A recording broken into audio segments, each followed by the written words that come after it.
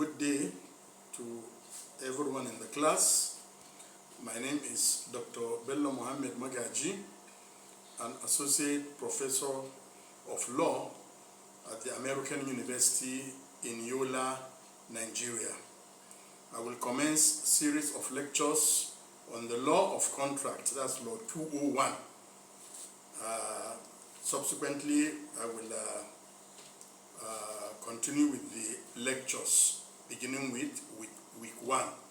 Now, I must also add that this lecture should be complemented with other authorities on the law of contract, some books and authors on the law of contracts, which I have uploaded to the class accordingly. So as I have said, we are beginning today's lecture with introduction to contract law. We shall look at 4 aspects of this introduction. The first aspect will be definition and nature of a contract. The second one will be elements of a valid contract. What constitutes elements of a valid contract? The third will be classification of contracts. And then the last but not the least will be sources of the law of contracts. So let's look at the definition of a contract. Now we have 2 basic sources of this definition, which defines a contract as an agreement enforceable by law which creates legal obligations between parties.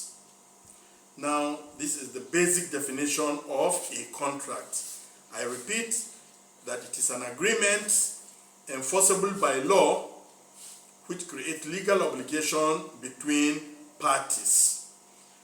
Now, the law of contract is that branch of our legal principles that governs the formation, interpretation, and enforcement of contracts. Now, it provides a framework for parties to enter into legally binding agreements. Now, contracts are essential in various aspects of our life, including business transactions, employment relationships, and personal agreements. Now, let us now look at the statutory and case law authorities for this definition that I have mentioned. Now, the law governing the contract law in Nigeria is Nigerian Contract Act Cap C20, Laws of the Federation of Nigeria 2004.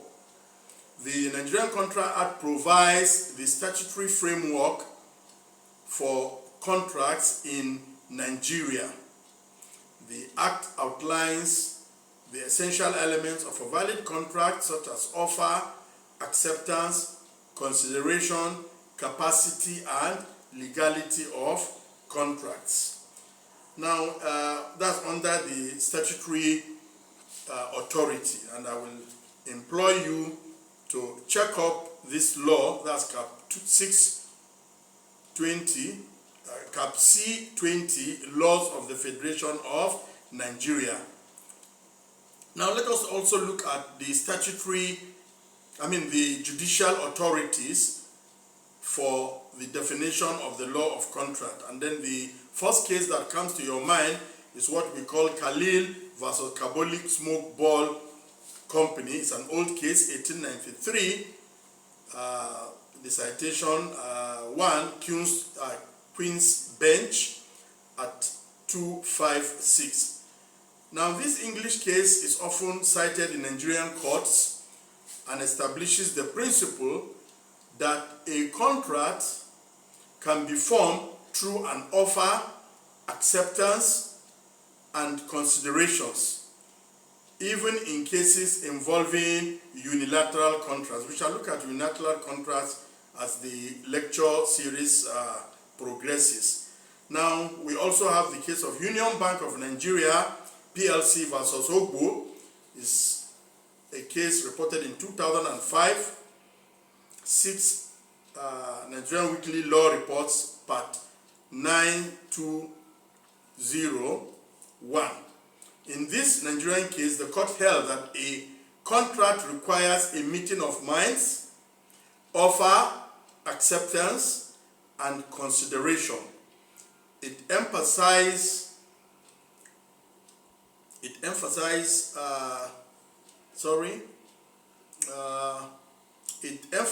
the importance of consensus ad idem. That's the meeting of the minds. So these are basically the statutory and judicial authorities for the definition of contract, as we have mentioned.